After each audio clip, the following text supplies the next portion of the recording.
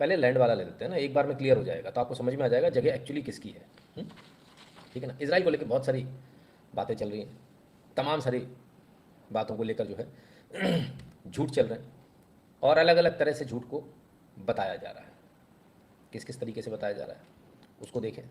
सबसे पहले उसके लिए सबसे पहले आपको समझना होगा कि झूठ कैसे कैसे चल रहे हैं।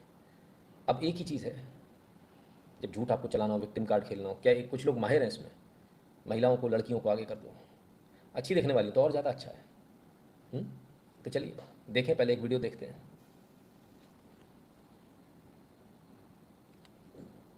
क्या हुआ, कुछ गड़बड़ हुआ क्या? चलिए। ठीक है, तो कुछ कह रही हैं बच्ची, छोटी सी कुछ कह रही है, ज़रा सुने पहले क्या कह रही है, इसको सुने।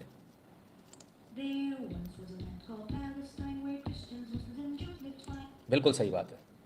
एक जगह थी जिसका नाम था पैलेस्टाइन, मुस्लिम क्रिश्चियन ज्यू सब एक साथ रहते थे, एकदम सही बात है। आगे जो कहा वहाँ गड़बड़ है।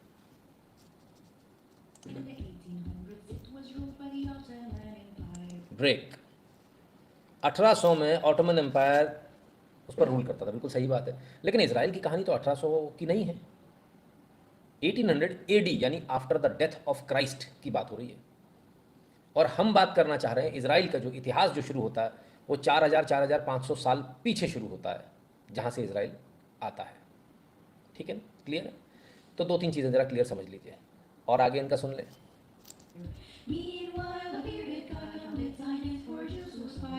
नो, ज्यूज़ को इंस्पायर करने के लिए ज़ायनिज़्म बिल्कुल ये एक आंदोलन के तौर पर हम इसको देखेंगे, क्यों था उसको भी आज डिस्कस करेंगे। ये छोटा सा एक भ्रमित करने वाला वीडियो बनाने से काम नहीं चलेगा, ये गलत नहीं चलेगा, हम ना चलने देंगे इसको।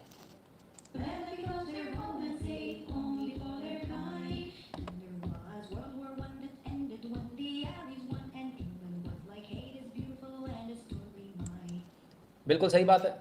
वर्ल्ड वॉर 1 हुआ, ऑटोमन एम्पायर था, ऑटोमन एम्पायर यानी वही खलीफा, खलीफा को उखाड़ कर फेंक दिया गया, और जो जो पूरा खलीफा का जो राजपाट था मिडिल ईस्ट में, वो फ्रांस ने और ब्रिटेन ने आधा आधा बांट लिया। भाई मिलकर लड़ेंगे तो ऐसी तो होगा, आधा तुम रख लो आधा हम रख लें। लेकिन ब्रिटेन ने ज़्यादा दिन रख नहीं पाया। वर्ल्ड वॉर 2 में तो ब्रिटेन की हालत ख़राब हो गई थी, वर्ल्ड वॉर 1 के बाद ही एक्चुअली ख़राब हो गई थी।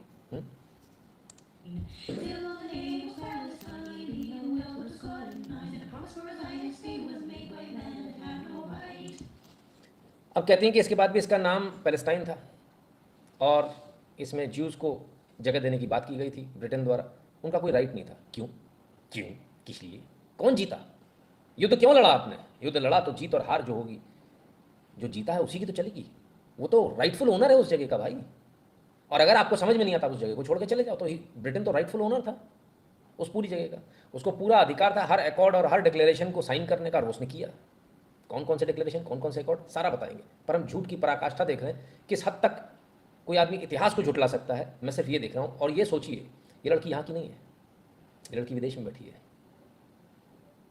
लेकिन झूठ जो चलाया जाता है, और ये अरब वर्ल्ड में बैठकर अरबियों कैसे ये झूठ आ रहा है।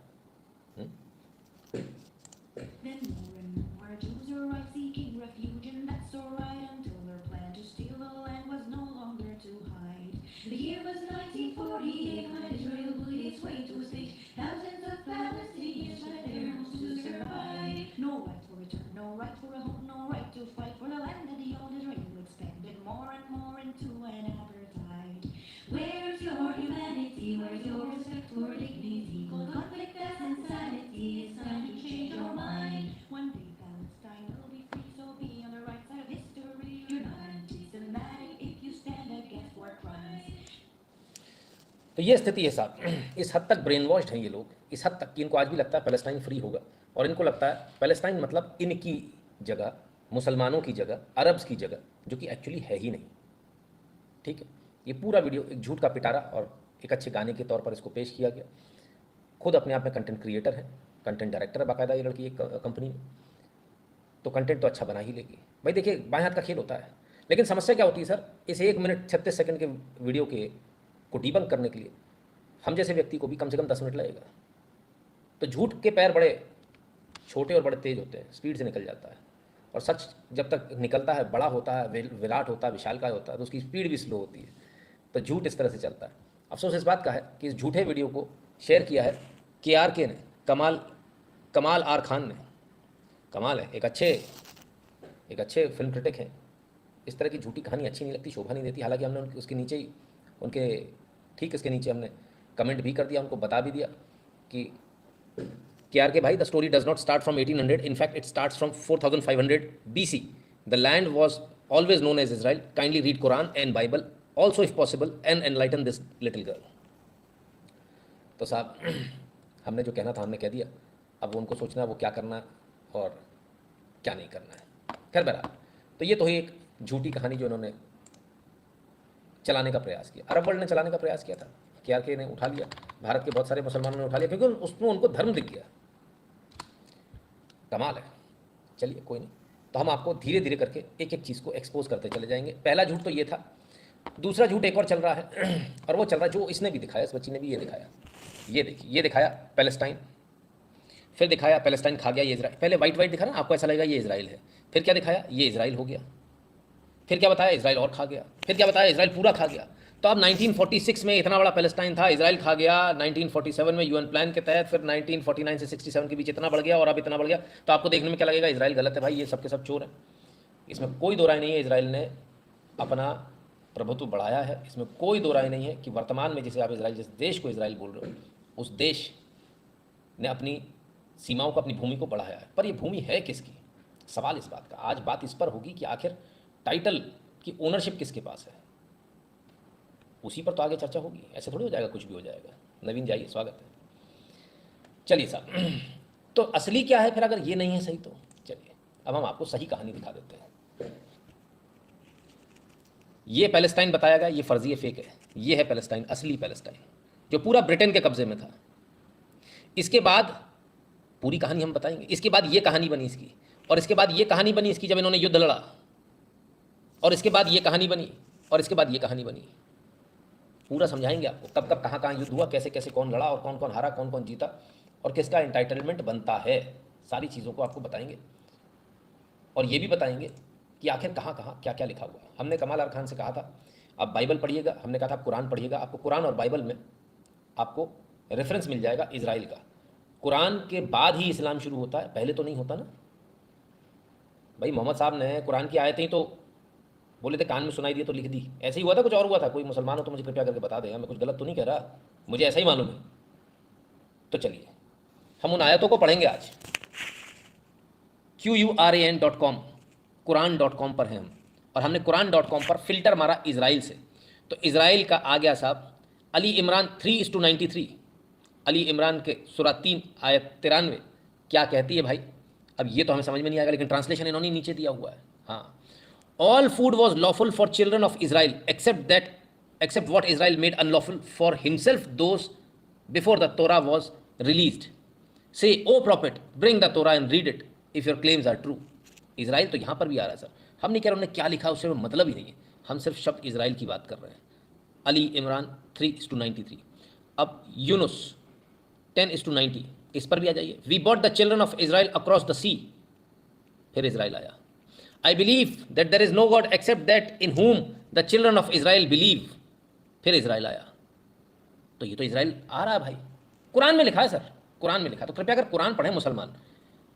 आश सु आरा 26:17 commanded to say let the children of Israel go with us, again Israel is there।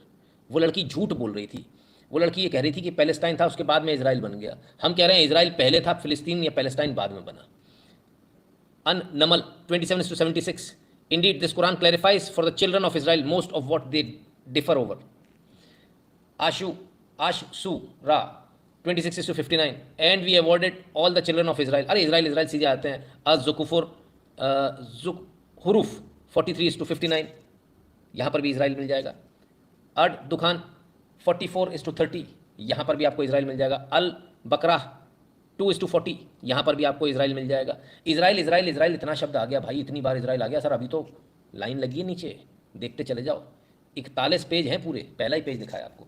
यानी एक बात तो कन्फर्म हो गई, इजराइल पहले से था, कुरान में इजराइल लिखा है। यानी मोहम्मद साहब को मालूम था या अल्लाह को मालूम था, अल्लाह ने आयत नज़ीर करी ना, तो अल्लाह को मालूम था इजराइल है, अल्लाह ने बताया इजराइल है। आज के जो मुसलमान कहते हैं कि इजराइल नहीं था, फ़िलिस्तीन था, ये लड़की ये कुफ्र कर रही है, ये अल्लाह को झूठा बता रही है, ये अपने ही मोहम्मद साहब को झूठा बता रही है। तो ये तो कुफ्र हुआ, और इतना बड़ा कुफ्र जो मोहम्मद साहब के खिलाफ चले वो क्या हो जाता, वाजिबुल कत्ल हो जाता। मुझे तो ऐसा बताया गया था लोगों ने, उनके धर्म के अनुसार, हम तो मानते नहीं हैं, है ना। तो वो देख लें, डिसाइड कर लें, जो लोग अभी जुड़े हैं वो लाइक करते जाएँ।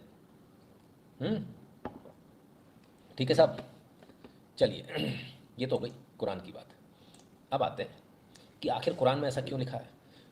कुरान तो बाद में आई, उससे पहले बाइबल, बाइबल में भी इजराइल लिखा हुआ है। तो इजराइल में क्यों क्यों इजराइल लिखा हुआ है सब जगह, सारी जगह लिखा मतलब सही है। इसके लिए आपको एक शब्द को पकड़ना पड़ेगा, एब्राहमिक रिलीजन।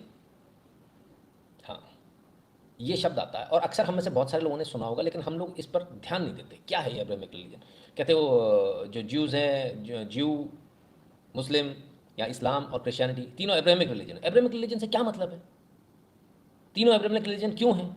उसके लिए आपको एक चार्ट देखना पड़ेगा। आइए, पैगंबर इब्राहिम, अच्छा, कौन है इब्राहिम साहब? ईसाई, मुस्लिम, यहूदी धर्म की समान मान्यताएं, सारे के सारे मानते हैं, पैगंबर मानते हैं इब्राहिम को। इब्राहिम साहब तीनों धर्मों में पैगंबर हैं। अब इनके पुत्र हुए आइजैक, तीनों धर्मों में आइजैक का भी जिक्र है और इनको भी पैगंबर माना जाता है। आइजैक के पुत्र हुए जेकब, ठीक, इनका भी तीनों धर्मों में जिक्र है और तीनों धर्म इनको मानते हैं। अब जरा मजा आ जाइए, जेकब से मामला बिगड़ जाता है, क्योंकि ईसाई धर्म में जेकब को जेकब लिखा जाता है, इस्लाम में पैगंबर याकूब कहते हैं इन्हीं जेकब को, ठीक है, और यहूदी धर्म में इजराइल कहते हैं, ठीक है। इब्राहिम के पुत्र आइजैक और आइजैक के पुत्र जेकब, क्लियर है। और जेकब ने ही इजराइल बसाया था, क्लियर है। यानी जिसे आप जेकब कहते हो, जिसे यहूदी धर्म में इजराइल बोलते हैं, उन्हीं के नाम पर इजराइल है दादा। तो जेकब ने अगर इजराइल बसाया तो जेकब के नाम, यानी जेकब का जो असल नाम है इजराइल, वही इजराइल नाम ही रहेगा ना, किंगडम ऑफ इजराइल ही तो कहलाएगा। जेकब के 12 पुत्र थे, जिसे जूडा अंग्रेजी में कहा जाता है, यहूदा हिंदी में कहा जाता है। यहूदा के वंशज यहूदी कहलाए बाद में जाके, ठीक है।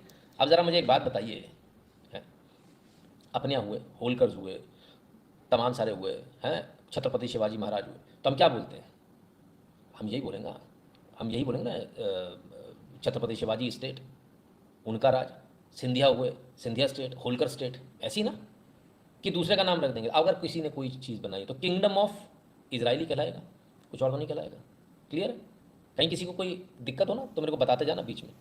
रमेश जी कहते हैं इवन जीसस बोर्न इन ज्यू फैमिली, दे वर फर्स्ट। अरे रमेश जी रुको तो सही, इतनी जल्दी कहाँ है? टीसी बर्मन जी बहुत बहुत धन्यवाद। अभी रुकिए, अभी आपको ज्यूज़ का सारा कहानी सबकी मिलेगी।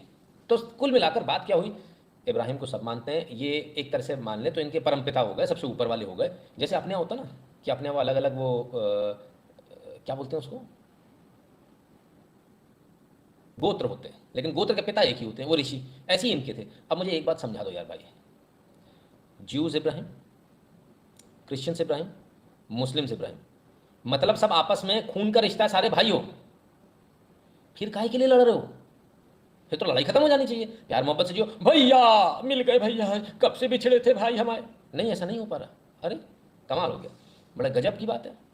एक ही फैमिली से निकले हुए लोग साहब, एक ही बाप की औलाद हैं, एक ही बाप की औलाद सारे के सारे, लेकिन मजाले के साथ बैठ जाए। और इधर भारत है, तू भी आजा, तू भी आजा, तू भी आजा, क्रिश्चियन भी हैं, ईसाई भी हैं, क्रिश्चियन भी हैं, ज्यूज़ भी हैं, आपके मुस्लिम्स भी हैं, दुनिया जहान के ऐसा कोई धर्म नहीं होगा जो भारत में ना हो, तो भी हमारे यहाँ कोई दिक्कत नहीं है।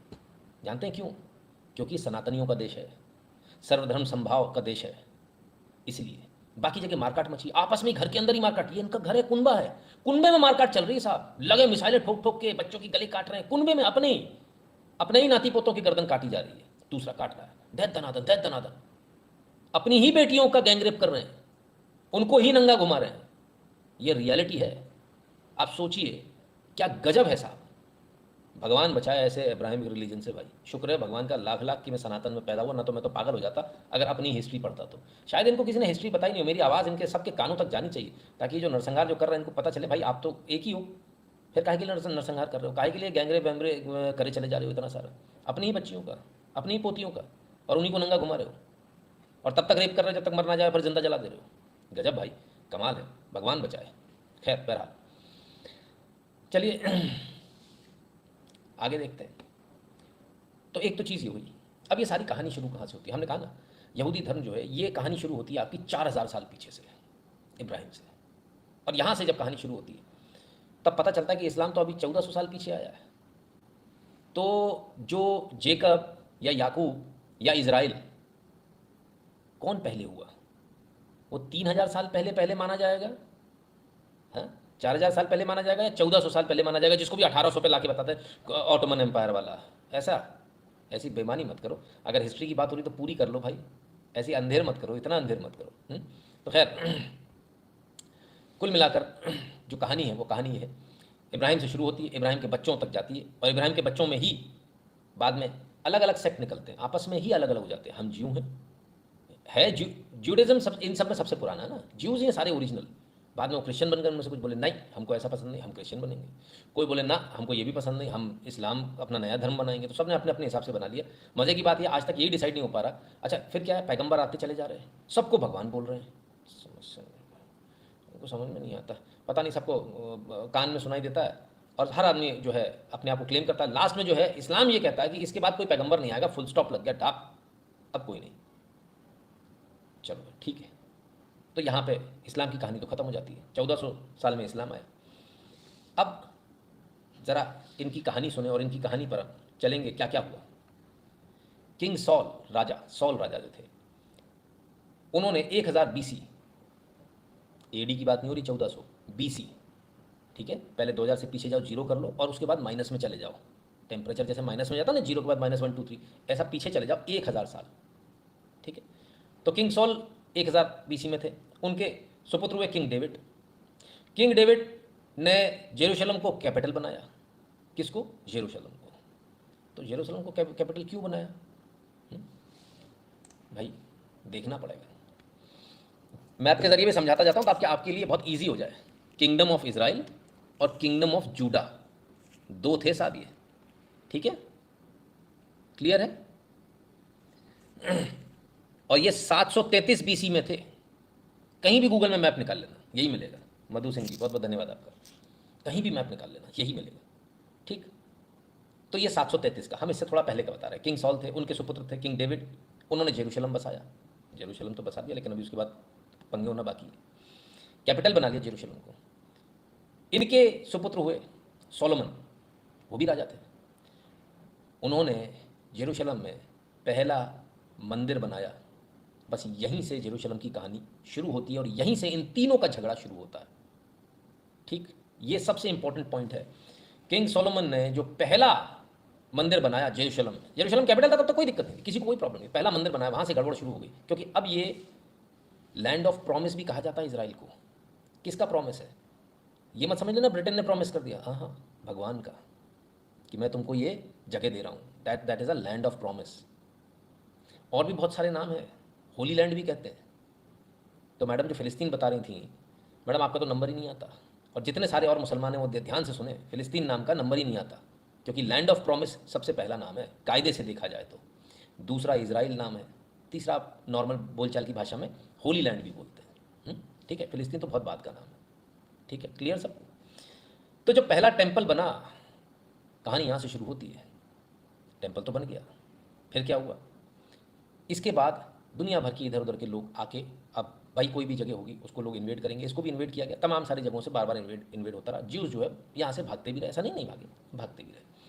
और जब ज्यूज़ भागते रहे, तब स्थिति ये है कि कईयों बार 63 BC before Christ, 63 before Christ तक कईयों बार इन्वेट होने के बाद दुनिया के दूसरे भागों में ज्यूज़ भाग गए, मंदिर रह गया। फिर क्या हुआ? रोमन एम्पायर ने फिर इसको इन्वेट किया, इसी जगह को। और रोमन एम्पायर ने जब इन्वेट किया तो उसने एक चर्च बना दिया। बोले हम तो कैथोलिक हैं, हम तो चर्च बनाएंगे साहब। उन्होंने चर्च बनाया, अच्छी बात, कोई नहीं। फिर किंगडम ऑफ जूडा, जिसे आज आप पैलेस्टाइन के रूप में जानते हो, रोमन एम्पायर ने पैलेस्टाइन की नींव रखी थी। जिस किंगडम ऑफ जूडा को आप देख रहे हो, किंगडम ऑफ इजराइल और किंगडम ऑफ जूडा, कोई दिक्कत नहीं थी सर। यहाँ आज तक, इस समय तक लोग यहाँ पर सब बड़े प्यार से रहते थे। कौन कौन रहता था इसमें कोई दो राय, हमने कहा ना, पहली वाली बात बिल्कुल सही है। इसमें ज्यूज़, क्रिश्चियंस और मुस्लिम बहुत आराम से रहते थे, किसी को प्रॉब्लम नहीं थी। रोमन एम्पायर ने एक ऐसा कांड किया जिसकी वजह से झगड़ा शुरू हुआ, और उसने किंगडम ऑफ जूडा को उसका नाम बदलकर पैलेस्टाइन कर दिया। अब ऐसा क्यों किया? क्या ज़रूरत पड़ गई थी नाम बदलने की? तो रोमन एम्पायर को ये लगता था कि जब तक इसका जुड़ाव ये नाम किंगडम ऑफ जूडा रहेगा तब तक ये अपने आप को ज्यूज से कनेक्ट करते रहेंगे। तो ज्यूज को तो वहाँ से भगा देंगे, उनको इधर उधर कर देंगे, लेकिन इसके बाद भी ये कनेक्ट ना रहे, इतिहास को बदलें तो कैसे बदलें, तो नाम बदल दो, इसको आप पैलेस्टाइन नाम कर दो। पर्पज उसके पीछे गंदी सोच क्या थी, गंदी नीयत क्या थी कि ज्यूज से कनेक्शन काटना है, तो ज्यूडिज्म से, ज्यूज से उनका कनेक्शन कट जाए और वो पैलेस्टाइन अपने आप को समझने लगे धीरे धीरे करके। जैसे अपने भी कन्वर्ट हो गए ना कुछ लोग, तो वो सोचते हैं वो मुसलमान ही है, एक्चुअली नहीं है, उनको बाहर उतनी तवज्जो नहीं मिलती, कोई नहीं मानता उनको, लेकिन वो वहाँ शामिल होने के लिए यहाँ ज़्यादा दंगा करते हैं, ज़्यादा जोर से चिल्लाते हैं कि असली वाले से ज़्यादा चिल्लाते हैं, है ना। खैर, तो ये सारी कहानी चल रही थी साहब। अब जो है चर्च भी बन चुका, फिर क्या हुआ, क्रिश्चियन धर्म जो है वो डोमिनेंट हो गया इस बीच में पूरी दुनिया के ऊपर, इस पूरे इलाके में काफ़ी डोमिनेंट रहा। और जब वो डोमिनेंट रहा तो रूलिंग था, रूलिंग रहेगा तो भाई कुछ फ़र्क भी पड़ेगा, लेकिन ये ज़्यादा दिन नहीं रहा।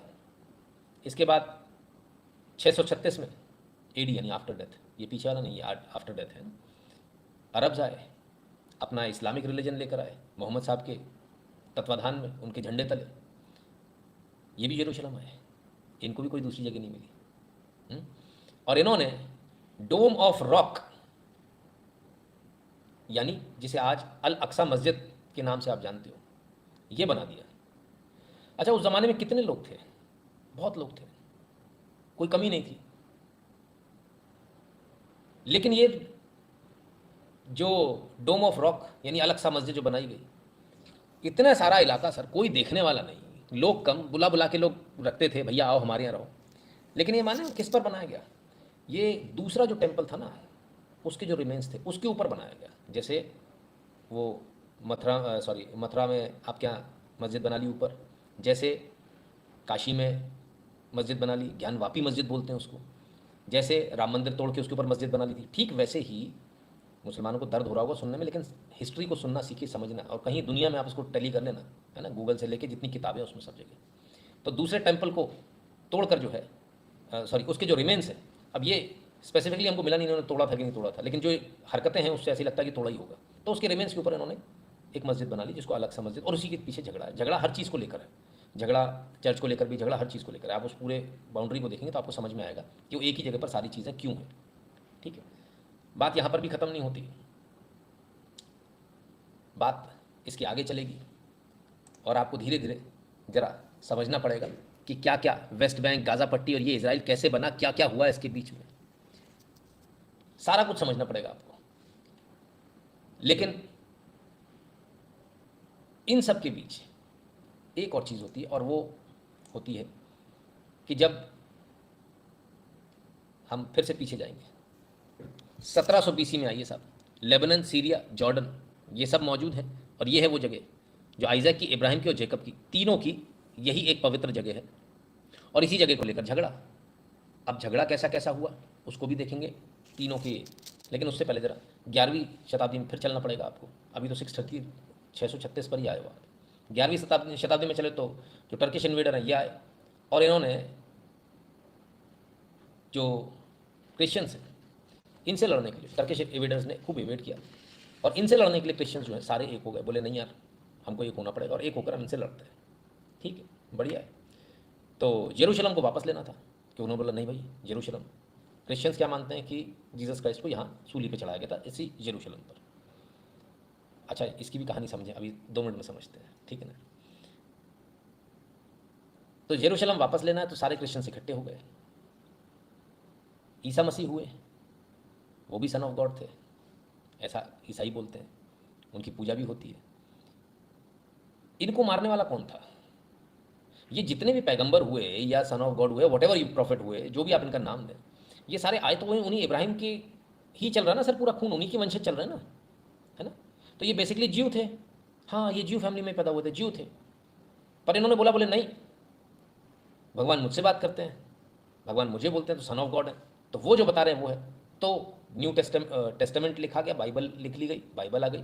अब जब बाइबल आ गई तो जो ओरिजिनल ज्यूज थे उन्होंने कहा ये आदमी फर्जी है, झूठ बोल रहा है, ऐसा नहीं है, और जो होना था वो तो ज्यूज बन चुके सारे, अब ये लोगों को भ्रमित कर रहा है। तो फिर क्या हुआ, इन्हीं ज्यूज ने किसको मारा, फांसी पे किसने चढ़ाया था, ज्यूज ने, किसको, जीसस क्राइस्ट को। जीसस क्राइस्ट क्या बोले, मैं तुम्हारे लिए आया हूँ। तो जो आए ज्यूज के लिए थे और जिनका ये दावा था कि मुझे भगवान ने भेजा तुम्हारे लिए, उनको ज्यूज़ ने मार दिया। और ज्यूज़ के घर में ही पैदा हुए थे, ज्यूज़ का ही खून थे, उसी लाइन से, उसी लाइन में आ रहे थे, लेकिन भाई इनको मार दिया गया। अल्टीमेटली तो सब उसी धर्म से आ रहे हैं ना, अपने ही धर्म में काटामारी चल रही है। अच्छा, उनको फांसी पे चढ़ा दिया गया। ये कारण है ज्यूज़ और क्रिश्चियंस की दुश्मनी का। ज्यूज़ और क्रिश्चियन आपस में दुश्मन सिर्फ इसी कारण से है, क्योंकि क्रिश्चियंस का कहना है, क्रिश्चियंस जीसस क्राइस्ट को मानते हैं, कोई सा भी क्रिश्चियन हो वो जीसस क्राइस्ट को मानते हैं, ठीक है। और ज्यूज़ जो हैं उन्होंने जीसस क्राइस्ट की हत्या की थी, उन्हें सूली पर चढ़ाया था, ऐसा आरोप ज्यूज़ के ऊपर है। उस समय ऐसा हुआ था, सब जगह लिखा भी ऐसा ही है। तो दुश्मनी का कारण एक ही है, ठीक है। आपस में ही लड़ रहे हैं सर, अभी देखना है ना। अभी हमारा कहीं नंबर नहीं है भाई, आरएसएस बीजेपी हिंदू लोग वहाँ पे नहीं थे, माफ़ करना भाई, हम लोग को माफ़ करना। हम तो सिर्फ अपने दर्शकों को बता रहे हैं, नहीं बहुत सारे लोग समझे हमारा कोई इंटरेस्ट है ना। हमारा 3 में 13 में दर्शक दीर्घा में बैठे, हम तो स्टेडियम में बैठ के देख रहे हैं, मार्केट तो आप लोगों की चल रही भाई साहब। हाँ, अपन तो आराम से देख रहे हैं, ठीक है ना। खैर, इसके बाद क्या होता है, ये सारी कहानी चलती है। जी उस दुनिया भर में भागते हैं, इधर से उधर भागते हैं, उधर से इधर भागते हैं, इनकी भागादौड़ी चल रही होती है। तब अचानक से एक नया एम्पायर उठता है, 1517 से लेकर 1917 तक, और उसका नाम था ऑटोमन एम्पायर। खलीफा, कहते हैं ना खलीफा है बड़ा। केतन सालवी जी कहते, गुरु जी मुझे कहीं से जानने मिला कि ईसा मसीह बचपन में मंदिरों में बैठकर ब्राह्मणों से ज्ञान लेते थे और शास्त्रार्थ करते थे। ऐसी बहुत सारी बातें हैं, भारत भी आए थे, भारत में भी उन्होंने काफ़ी सारा ज्ञान लिया था, ऐसी भी बातें हैं, है ना। Sir was it Hindu temple, if not whose temple was it? नहीं, वो उनका टेम्पल था, ज्यूज़ का। अब वो उससे पहले वो कौन थे, उसमें जाने का किसी और दिन मौका लगेगा तो जाएंगे। अभी 4500 साल तो कवर कर लें पहले, जो ये जो झूठ चल रहा है, जगह किसकी उसको डिसाइड कर लें, ठीक है।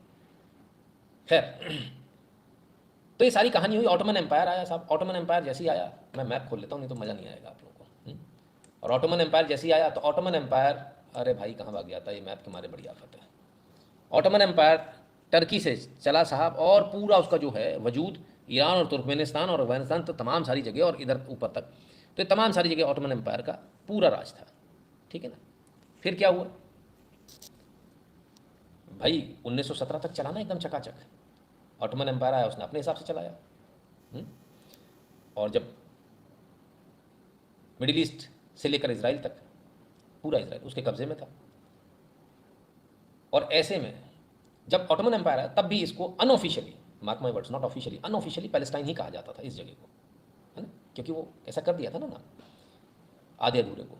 अब इस सब में ज्यूज बेचारे इधर से भागे, उधर से भागे, सब तरफ भागे, सब तरफ पिटे। तो उन्होंने कहा क्या करें, तो एक जायोनिस्ट मूवमेंट शुरू किया ज्यूज ने। और जायोनिस्ट मूवमेंट क्या शुरू किया, बोले हम और हमारे बच्चे, हम जितनी हमारी पुश्तें होती जाएंगी, हम सबको बताएंगे कि हमारी एक जगह है जो ओरिजिनल हमारी जगह है। क्योंकि ज्यूज का कोई देश नहीं था, ज्यूज पहले पूरी दुनिया में थे, उन्हें लगा सब कुछ ईजी है, बहुत आसान है। बाद में लात दे के निकाला गया, जैसे अभी सबको लगता है ना सेक्युलरों को, पूरा हिंदुस्तान हमारा है। उन्हें होश ही नहीं है कि उनको अफगानिस्तान से लात मार के निकाल दिया, पाकिस्तान से लात, उनको होश ही नहीं आ रहा। हमारे सिंधी भाइयों को होश नहीं आ रहा, अपनी जगह वापस लेनी है, सिंध वापस लेना, उनको होश नहीं आ रहा है ना।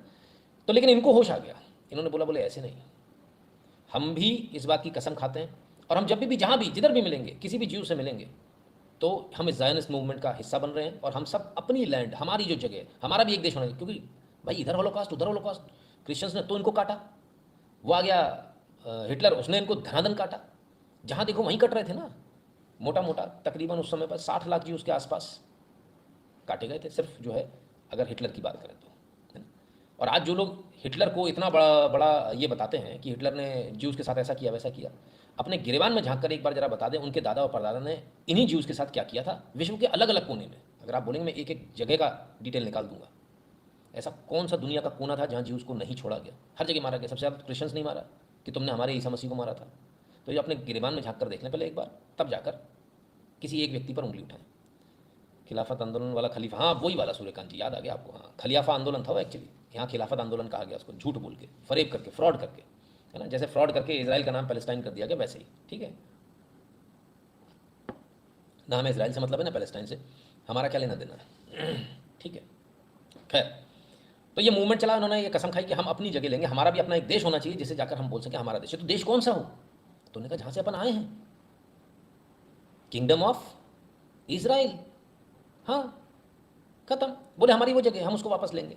इसको लेकर जो है ये बहुत ताकत के साथ लड़े, और पूरी दुनिया के ज्यूज़ को उन्होंने इकट्ठा किया और इसराइल को लेने का संकल्प किया। अब संकल्प कर लिया, फिर क्या करें, तो पूरी दुनिया से धीरे धीरे करके लोग आना शुरू हुए।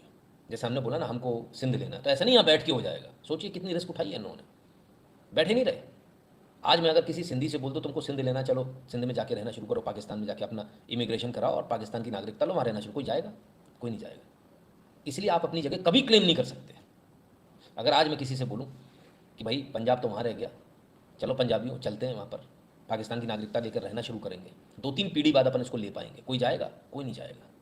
लेकिन ज्यूज गए, रिस्क उठा कर गए, उन्हें मालूम था वहाँ मरेंगे, और वहाँ भी मरे, ऐसा नहीं है नहीं मरे, कि जाके बड़े कोई रेड कार्पेट नहीं बिजली का, आओ आओ जी आओ आओ, वहाँ तो राज तो दूसरों का था, अरब ज़्यादा थे, ज्यूज थे ही नहीं, तो ज्यूज वहाँ भी कुटे, लेकिन गए, लगातार गए। और लगातार जाने का एक फ़ायदा ये मेरा कि वर्ल्ड वॉर 1 हो गया। और वर्ल्ड वॉर 1 जब हुआ तो ऑटोमन एम्पायर जिसके अंडर में था ये, वो हो गया कोलैप्स, गया। उसी में तो गए थे, गांधी जी बोले थे खिलाफत आंदोलन है, और सारे के सारे हमारे चंपू चल दिए थे, और यहाँ वाले मुसलमान पहले दौड़ के गए थे। सोचिए, कोई आज की बात नहीं है मुसलमान अपने आप को कोरिलेट करता कि मैं बाहर वाला हूँ। वो इसराइल से, फ़िलिस्तीन से, सीरिया से, इधर वाले मुसलमान से जो अपने आप को जो कनेक्ट करता हो, आज की बात नहीं है। ये तब भी ऐसे ही होता था। यहाँ का मूर्ख मुस्लिम कहाँ लड़ने गया था मालूम है? ऑटोमन एम्पायर के लिए, खलीफा के लिए अपनी जान देने गया। इतना मूर्ख कोई दूसरा आपको मिलेगा नहीं ढूंढने से।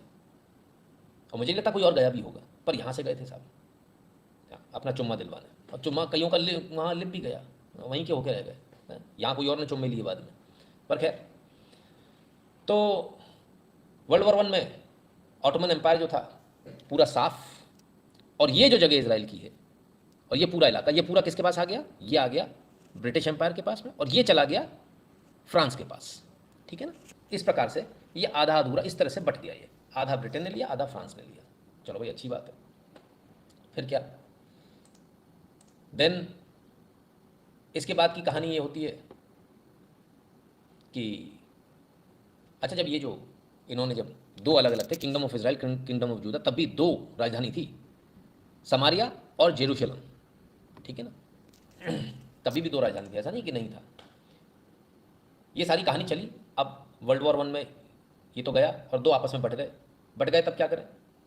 ब्रिटिशर्स तो ज़्यादा दिन टिक नहीं पाए, उनको वर्ल्ड वॉर 1 में ही काफ़ी नुकसान हुआ था। उन्हें एक चीज़ समझ में आ गई थी, अब हमें जो है हम यहाँ पर ज़्यादा रुक नहीं पाएंगे, तो फिर क्या करें?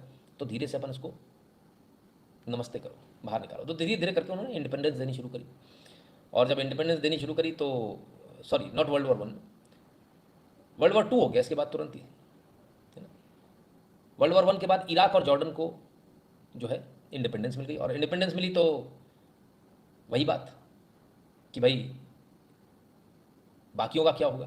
तो इसराइल जो था, इसराइल को अभी जो है ब्रिटेन के पास था, और ब्रिटेन ने एक प्रॉमिस किया कि हम ज्यूज़ को जगह देंगे, और वो प्रॉमिस था बेल्फोर डिक्लेरेशन। तो बेल्फोर डिक्लेरेशन में जैसे उन्होंने बोला कि हम ज्यूज़ को जगह देंगे, वहाँ जो है मामला गड़बड़ाया, और अरब और ज्यूज़ दोनों ही इस लैंड को क्लेम कर रहे थे। दोनों के बीच में यहाँ से लड़ाई शुरू होती है, तभी शुरू हो गई सर, और दोनों के बीच में इस लड़ाई को, ये लड़ाई चलती रहती है। बहरहाल मामला फिर भी ख़त्म नहीं हुआ। यूरोप जो है वो जगह जगह से ज्यूज़ को भगा रहा था, और ज्यूज़ कहाँ जाएंगे? ऑब्वियसली इसराइल आएंगे, उनकी कोई दूसरी जगह ही नहीं। जहाँ पिटे भागे तो कहाँ एक आशा की किरण कहाँ दिखी? इसराइल में। तो वो बेचारे इसराइल आ गए, वो वहाँ से भगा रहा था। अब जब इसराइल आना शुरू हुए ज्यूज़, तो क्या हुआ? इसराइल में ज्यूज़ की संख्या बढ़ गई, डेमोग्राफी चेंज होने लगी। सारा खेल यही होता है। और डेमोग्राफी में यदि आप में लड़ने की शक्ति है तब बात बनेगी। लड़ने की शक्ति नहीं तो ऐसी डेमोग्राफी किसी मतलब की, 100 करोड़ है हम, कुछ फ़ायदा नहीं है। वो कोड़ ही है, करोड़ नहीं है, अगर किसी काम के नहीं है तो। तो जब इनकी डेमोग्राफी चेंज हुई, और जब ये लड़ाके थे, आज भी जैसे डटकर लड़ रहे हैं ऐसे तब भी लड़ रहे थे, तब अरब को इसमें बड़ी दिक्कत हुई। अरब बोले भाई ये तो गलत हो रहा है। और तभी जर्मन्स जो इनको शिप में भर भर के भेज रहा था, जर्मनी इनको मारना नहीं चाह रहा था, जर्मनी इनको शिप में भर भर के भेज रहा था, तब जो है अरब ने बोला था, बोले नहीं नहीं, इनको यहाँ मत भेजो, यहाँ भेजोगे तो गड़बड़ हो जाएगी। बोले आप इनको वहीं ख़त्म करो।